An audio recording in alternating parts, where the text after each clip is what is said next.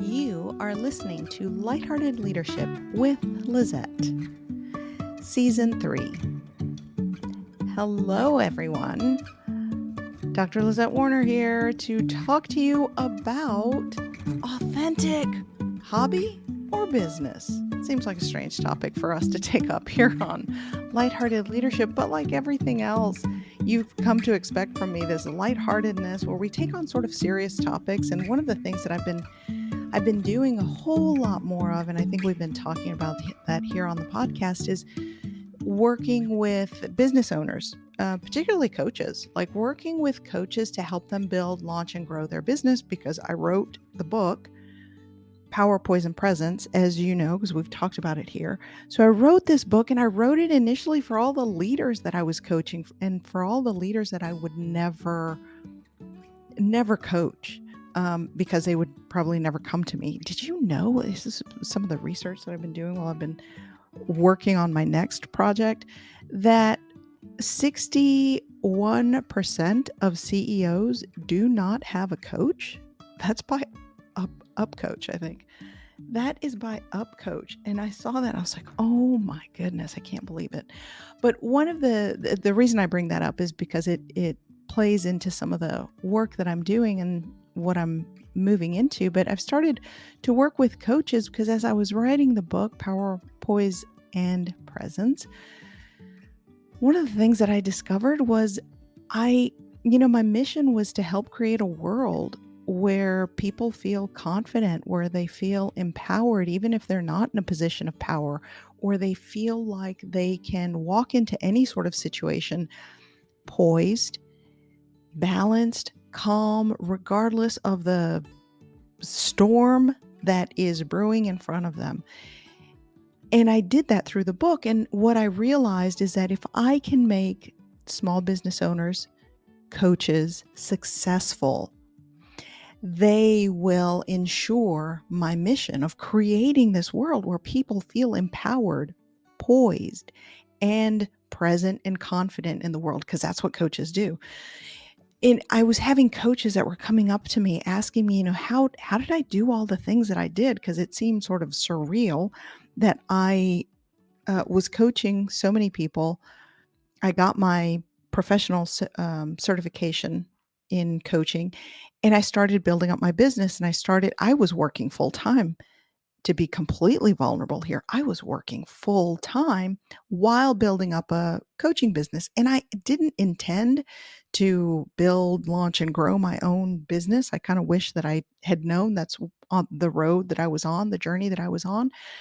It happened for me for several reasons. I mean, some of which we're not really going to get into today, but I really wanted to hone in today on when do you know if what you have, because what I started with was a hobby for me. It was something to keep me not only, this is going to sound bad, but totally vulnerable here with you, to keep me entertained, engaged, working with problems. I love to problem solve. So the coaching for me was something that it started out as a hobby, but it quickly became a business and something that I started to run and operate as a business.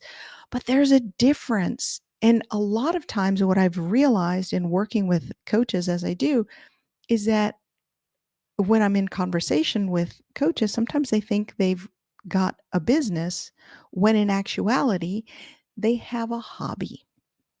And how do you know? So that's what we're getting into today. That I want to leave you with some specific tangible takeaways.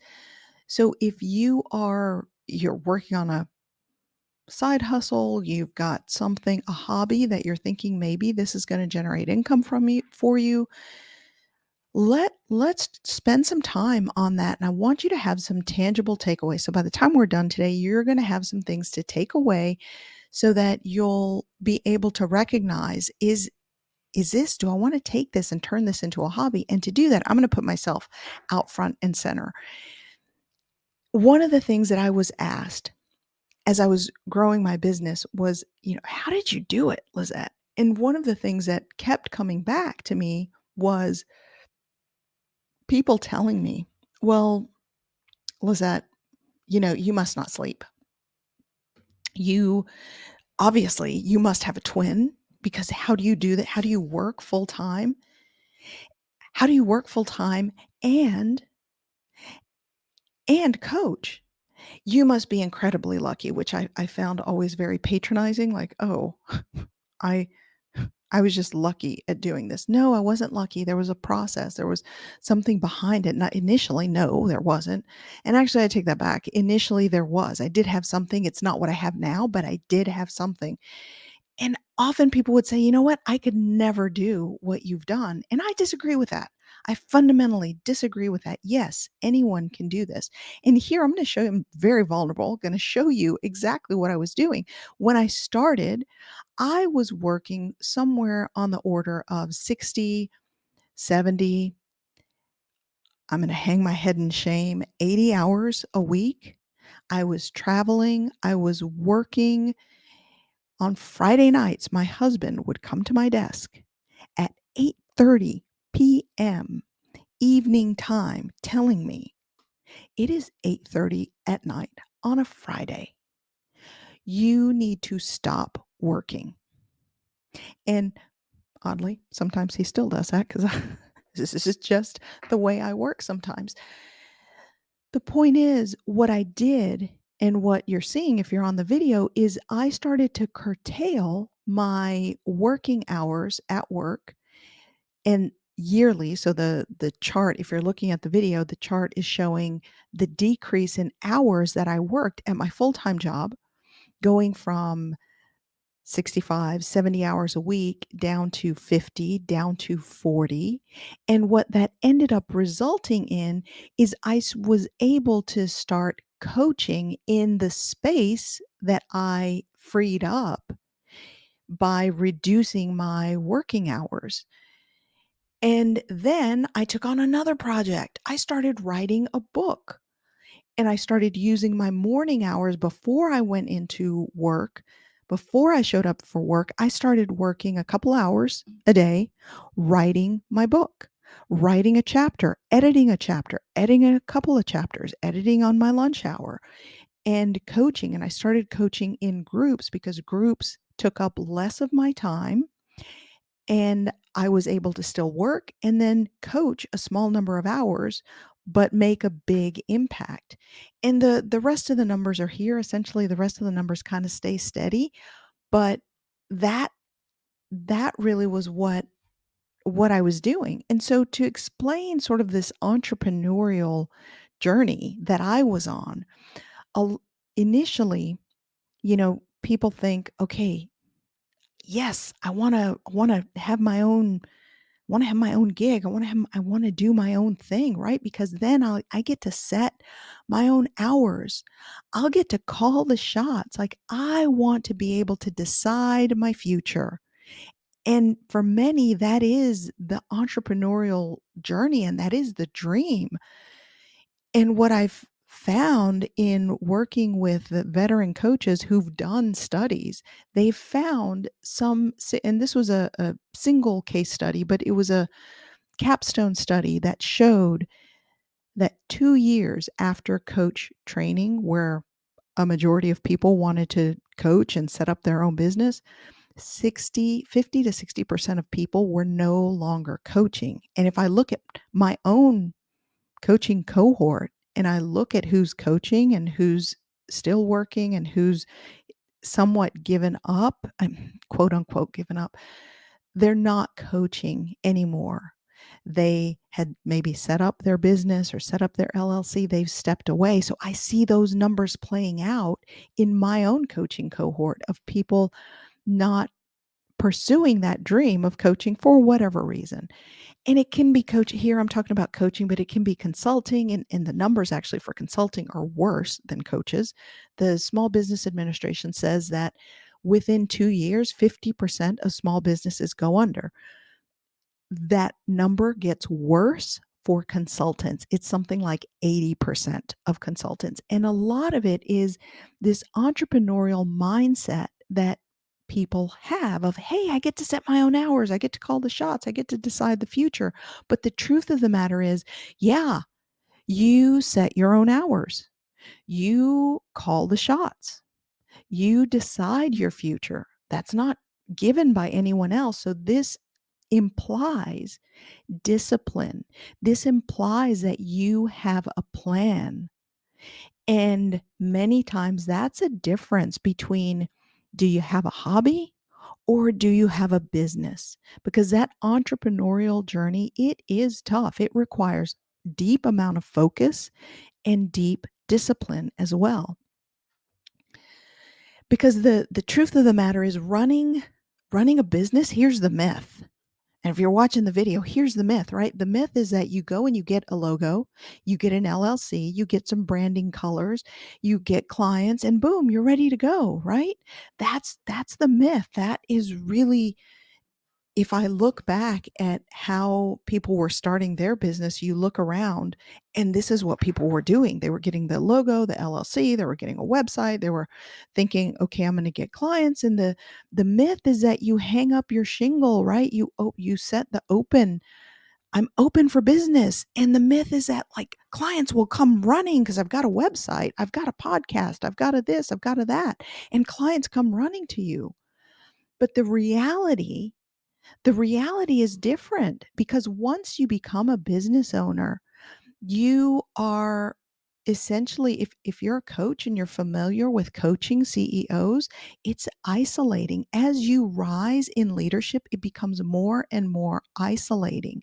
You are further and farther away from people that you can trust and talk to, and coaching is no different. Consulting is no different, especially in those service industries where you're constantly client facing and giving to your clients.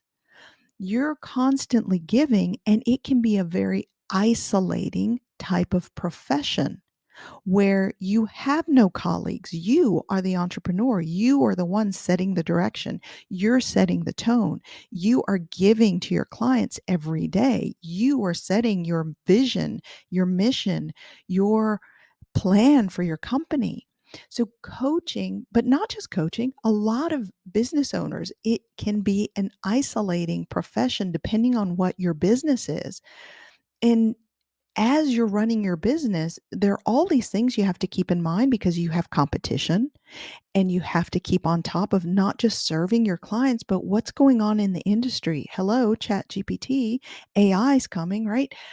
You have to stay on top of those things. How are you going to modify your courses? How do you now stay on top of the latest trends for your clients and for your business? All of those things you have to stay on top of. And then who is your sounding board?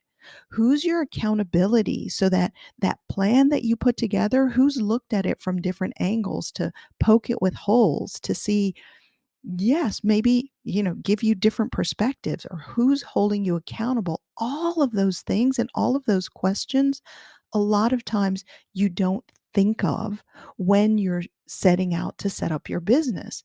So the reality is, when you're addressing, when you're looking at, do I have a business or do I have a hobby? And what do you think, if you're listening to this and thinking, I think I have a business. Well, do you have a business or do you have a hobby? How do you know? What's the difference? What's the difference between having a hobby and having a business? And having spoken to so many business owners, I can tell you I have a very quick way of determining, is that a business owner or is that a hobbyist? And I can tell in a short conversation. They'll say, I have a business. And in my mind, I'm thinking that's a hobby. So let's talk about that. Are you running a hobby or a business? What's the difference? Really, what is the difference? What do you think it is? What do you think the difference is between having a hobby and having a business? I would love to know. Reply back to me, drop it in the um, comments section. Leave me a review. Let me know. What do you think is the difference between a hobby and a business? And maybe you're going to disagree with some of the things that I say here, because the truth is, a hobby is delightful and it isn't a well oiled machine to make money. And oh my gosh, now I dropped the money word. Many times, and this is what I find, I'm making grand generalizations here, but I find that business owners are uncomfortable talking about money. So we run a hobby, and a hobby is more, I don't know, it has this grander gesture, right? Because it's a passion and it's not necessarily there to make money. But here's the truth. A business exists to make money, even nonprofits. Any business that doesn't make a profit dies, period. So your nonprofit, they're there, they exist to make a profit.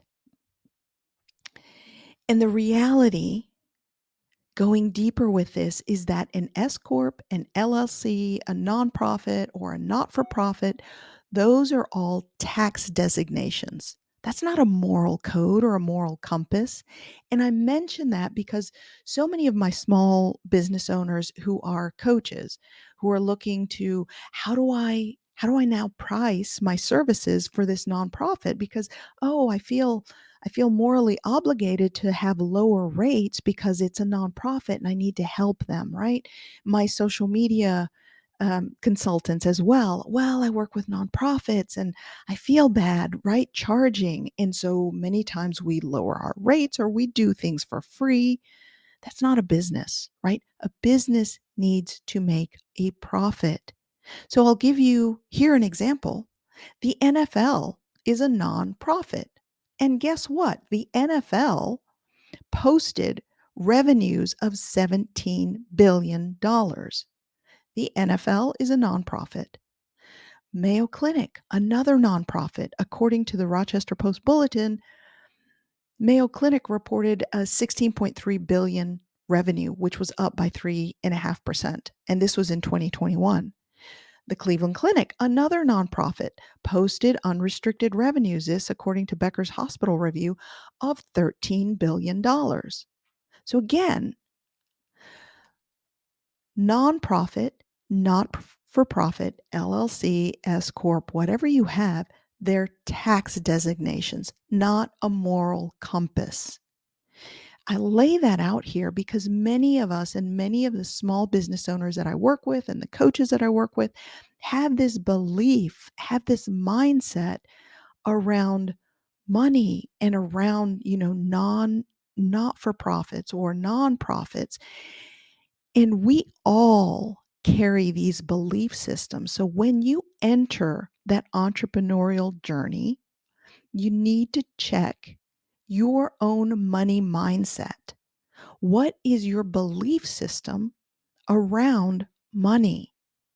Because if you're creating a business, the fact of the matter is that business survives with money, with profits, which means your products and your services have to cover the needs of the business and pay your salary as well, pay your wages or whatever other wages that you might have. So I'll ask you again, are you running a hobby or are you running a business? Because that business exists, as we've said here, to make money. But it's not all about money, right?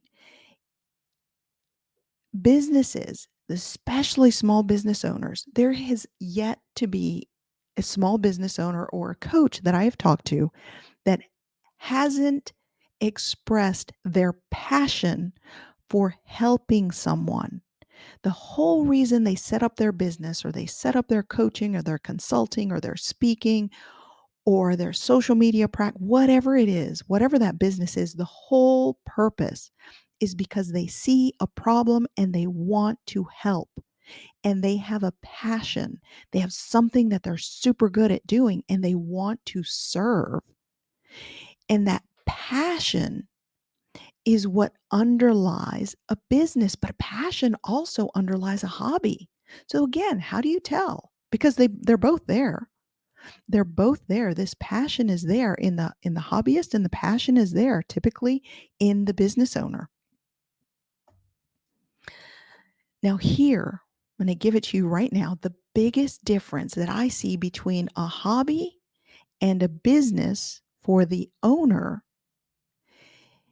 is this: fear. Fear is in the room, really present when you're a business owner. When you're running a hobby, you're not really so worried. Fear isn't the top priority or the top worry. It isn't fear, right? When you're that business owner, there is fear is part of the journey. It is your constant companion, helping you reach out to clients, maybe people that you don't want to talk to, helping you to network, helping you, putting that fire under your feet so that you will make progress for the benefit of the business to keep the business afloat. Because here's what business owners do with fear. They face everything and rise, right? Fear, face everything and rise. A hobby owner is going to pursue their passion. A business owner is going to face everything that comes up and treat it as an opportunity, especially if you have a business coach. This is the way you look at fear. You rise above it, and this is your constant companion. And I mean constant companion. I don't care if you have a seven-figure business. There's going to be some aspect of fear in every stage of your business if you are a true business owner, because it is with you. Every business owner, from a lemonade stand to 7, 8-figure businesses, will face problems every single day. And those problems bring up fear. What do you do when your P&L, your profit and loss, when that's not looking so good, right? Then you are facing, as you see in the marketplace, layoffs that happen.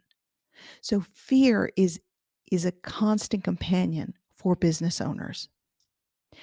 But I also think that that passion is what underlies how business owners move forward in their business.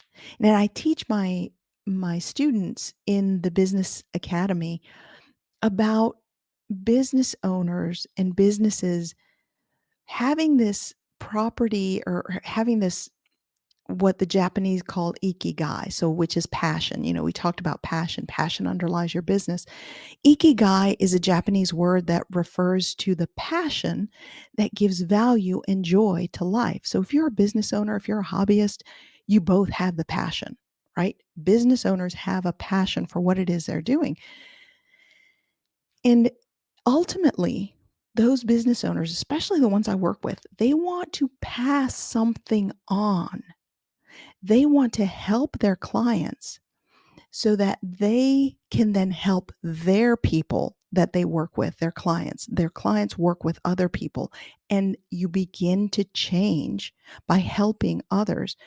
And so ultimately, business owners, you want to look at what is it that you want to pass on and how do you do that?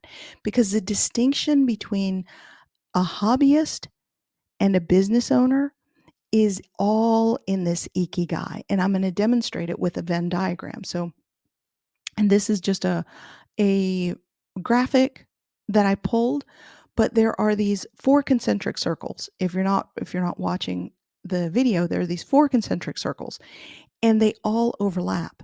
And ikigai is where all of them overlap. So it is doing what you love, doing what you're good at, and each of those are a circle, right? The other circle is doing what you can be paid for. And the last circle is doing what the world needs. Now, when you are running a hobby, you're doing what the world needs. Maybe you're doing what you love. There's passion right behind there. And you're doing what you're good at. All of those things kind of overlap and mesh. And when they do, that can be a signal that it's a hobby because you're doing what you love, you're doing what you're good at, you're doing what the world needs. But that piece of what you can be paid for and that it's a well-oiled machine might be missing. Conversely, you got people in working in corporate America or corporations wherever around the world, working in businesses, and if you are doing what you can be paid for, but then there's something missing, right? You feel like, "Ah, there's just something missing in my life," but you're doing what you can be paid for. But if you're missing doing what you love and doing what you're good at, or just even doing what you love, right? Maybe you're doing what you're good at, maybe you're doing what the world needs, and maybe you're doing what you can be paid for. And where all of those overlap is then you're missing the piece of doing what you love, your passion and your mission is missing, and so you feel an emptiness there. But a hobbyist may not feel that emptiness. They What is missing in the hobbyist is that piece of doing what you can be paid for and having that be this well-oiled machine making a profit, not for profit's sake, right? But making a profit to help lift the business, that the business survives so that you can help more people. When you are doing what you love, doing what you're good at, doing what the world needs, and doing it in a way that you can be paid for it and generating this well-oiled machine, you are operating in this concept of ikigai, right? Your passion, you're doing this and it's bringing joy to your life and to others' lives. So those are a few of the things that I wanted to share with you about the difference between what I see as a hobby and what is a business. Now you might disagree. Maybe you have a different litmus test for what's a hobby and what's a business. But typically I find if that fear component is missing, we're sort of just operating, it doesn't matter if we operate with a profit or a loss. We don't necessarily know what all of our expenses are. We're not keeping track of that. I'm not necessarily minding who's doing what. Like maybe I'm doing most of the things in my business. There's a more laissez-faire attitude that I find in hobbyists than I do in business owners. So that's my distinction between hobbyists and business owners. And not to say I'm not bringing judgment here. Hey, if when I started, I've had many hobbies over my entire life. And some of those I thought, oh, maybe that'll turn into a business. And a hobby's not a bad way to start with a business because it does give you the opportunity to experiment and play around to discover, is this the thing? Is this a thing? Is it viable? Is this a viable option to turn into a business? So there are good things about that. And ultimately, you may not want to have a business. There are burdens that come with having a business. So there's no judgment here whether you're operating a hobby or a business. That being said, I work with business owners, with coaches who want to maximize their business. They want to maximize the number of people that they can help so that they can make a difference in the world. And they want to do that through their business. So that's some of the work that I do. Um, with all that being said, there are tons of tools out there. You can find several of them on my website. And while we're at this stage, one of those tools that I share with my coaches is HoneyBook. HoneyBook is a sponsor of the show, and HoneyBook is a customer relationship management tool that allows you to contract, invoice, keep conversations, longitudinal conversations with your clients. So they come back a year later. Guess what? All the conversations are right there in HoneyBook. And so you don't have to go scrounging around in your email inbox of what did I charge that customer before? Because it's all right there. So check out HoneyBook. The link will be in the show notes. There is a 60% discount on HoneyBook that you can take right now to try it out and see if that would work for you and your business. And that brings our show to a close today. Look, I'm Lizette Warner. You've been listening to the show, so you know me, and I have business tools, resources for coaches. I will drop the links in the show notes. There's a business essentials. If you liked this section of the podcast, there is a business essentials seminar that I've given. I'm going to have the seminar recorded and up on my website. So connect with me. I'm on Instagram. Follow me for all of my adventures. And I'll let you know once that video is up, and feel free to connect and watch the rest of the seminar. But this was a one segment from that, and I figured I'd share that because I've been having a lot of conversations around, what is a business, what's a hobby, and I'm hoping that this is helpful for you. And wherever you find yourself, you're exploring, and you're exploring on the hobby space, great. Once you go into the business space, there are tools, resources that you're going to want to check out, things like Honeybook, but also I have a checklist that I give my coaches, and this can be really helpful for you when you're looking to establish your business.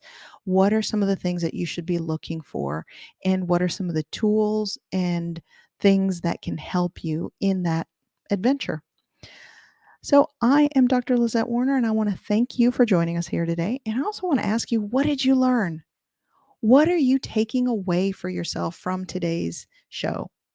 Let me know. Reply to me, write a review for the show and let me know what you took away. What was the thing that you enjoyed? What would you like to know more about? Let me know. I am but a message away. All right? All right. I want to thank you for joining us on today's show. Join us next time for another peek at lighthearted wisdom for your life. You have been listening to Lighthearted Leadership with Dr. Lizette Warner.